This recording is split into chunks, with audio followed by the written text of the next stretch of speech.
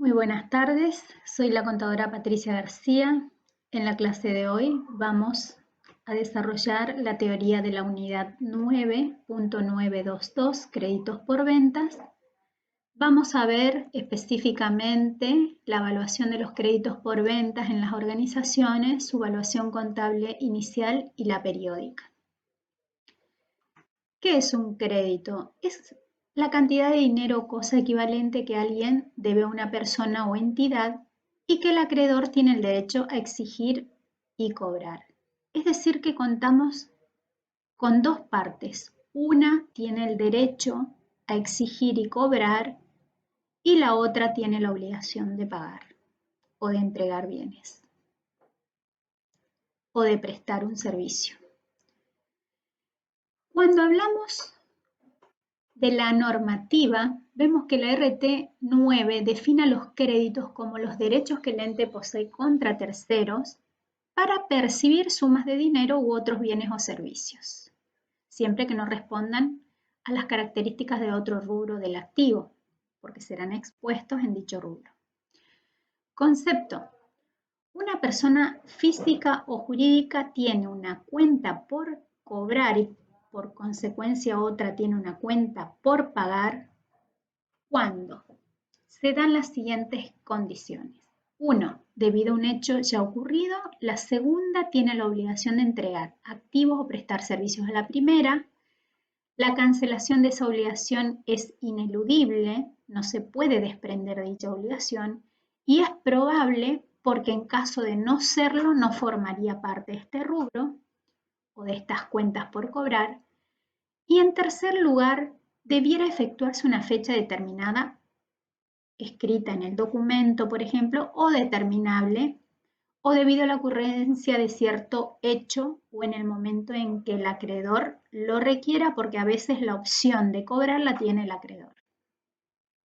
En el contenido de este rubro vamos a ver cuentas por cobrar en cuenta corriente, que pueden ser en pesos o en moneda de otro país, una moneda extranjera, cuentas por cobrar en sumas de dinero que pueden ser documentadas, con garantías también, saldos en moneda nacional y en moneda extranjera. También pueden ser saldos a cobrar en sumas de dinero con sociedades del grupo económico, en caso de entes consolidados sería este caso.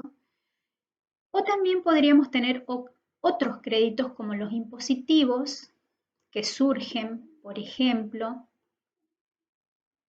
de las retenciones y percepciones sufridas de los diferentes tipos de impuestos, un impuesto nacional, o por vínculos laborales, los anticipos de sueldos que se les otorgan a los empleados, o por la relación con los socios de esa sociedad. De ahí vamos a tener saldos originados por los accionistas o por los socios de las mismas, saldos a cobrar, entre otros. En la evaluación contable inicial de las cuentas por cobrar hay que identificar si la misma se produce por aporte de los socios en primer lugar. En segundo lugar vamos a ver por la operación o la operatoria normal de ventas del ente o por préstamos que el ente efectúe hacia un tercero o por refinanciaciones. Vamos con el primer caso, que es por integración de aporte de los socios. Bueno, en este caso debo analizar en forma individual cada uno de estos créditos aportados por los socios. Cuando analizo en forma individual, voy a tener que verificar y evaluar los créditos desde el punto de vista de su autenticidad y desde el punto de vista de su efectiva cobrabilidad. Cuando hablamos de la autenticidad, lo que voy a analizar es que el crédito corresponda, o esa cuenta por cobrar corresponda, por ejemplo, a ese cliente. Entonces haré circularizaciones a esos clientes, que el documento no esté vencido, que esté a nombre de la persona que dice estar, entre otras consideraciones de análisis de existencia a través de arqueos sobre todo. Y luego analizo la cobrabilidad. Tendré que hacer análisis de si la cobrabilidad es dudosa, en cuyo caso tendré que constituir una previsión para reconocer esa futura incobrabilidad o probable incobrabilidad. Y obviamente que al determinar que ese aporte tiene cierta incobrabilidad, no puedo reconocerle ese crédito en su 100% al aporte efectuado por el socio. En segundo lugar, puede ocurrir que existan quitas por diferencias de rentabilidades entre la tasa que devenga ese crédito aportado, por ejemplo, el documento a cobrar aportado que devenga una tasa de X porcentaje, y la renta normal de plaza a ese momento. La renta normal de plaza para operaciones similares. Si existe una diferencia donde, por ejemplo, la tasa de mercado es mayor a la tasa del aporte o de los créditos aportados por el socio, también se le va a producir una quita en el valor que aporta el socio, en el reconocimiento del valor, dado que en el mercado se puede obtener una mayor tasa que la tasa aportada por el socio, la tasa del crédito aportada por el socio.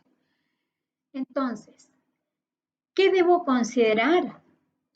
La evaluación inicial o la evaluación nominal del crédito a la fecha del aporte, considerar también si se trata de un crédito ajustable o un crédito en moneda extranjera, tendré que ajustarlo, convertirlo a la moneda nominal, a la moneda nacional. Le tendré que sumar los intereses devengados a la fecha del aporte. Le tendré que sumar o restar esas diferencias en la rentabilidad entre ambas tasas, la de plaza y la del crédito aportado por el socio. Le tendré que quitar las posibles o probables incobrabilidades estimadas al momento del aporte para llegar al aporte reconocido al socio. Luego vamos a ver la evaluación contable inicial en un cuadro resumen de cuentas por cobrar, en moneda nacional, en moneda extranjera y en especie.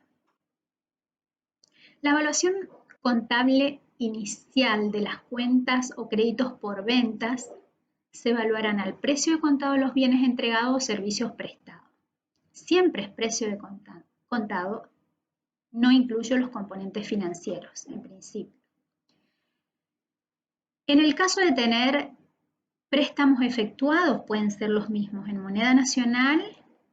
Allí la evaluación contable inicial será al valor actual o en moneda extranjera será al valor actual que debe convertirse a la moneda nacional, de acuerdo al tipo de cambio del momento.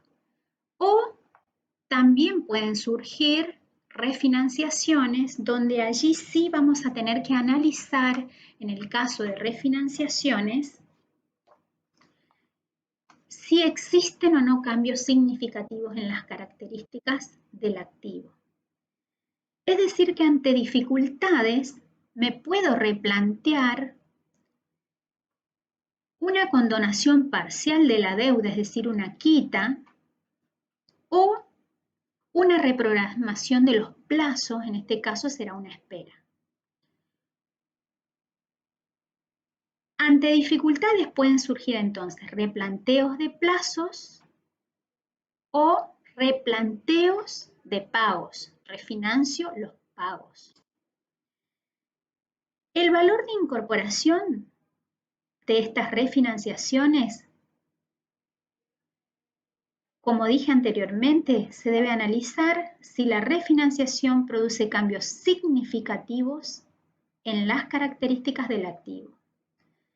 ¿Qué debo hacer? Dar de baja al activo y de alta al nuevo por medio del valor actual del flujo futuro que producirá utilizando una tasa que represente el mercado o la tasa utilizada en el mercado en el momento de la refinanciación. La diferencia de tasas que exista irá contra resultados de ese periodo.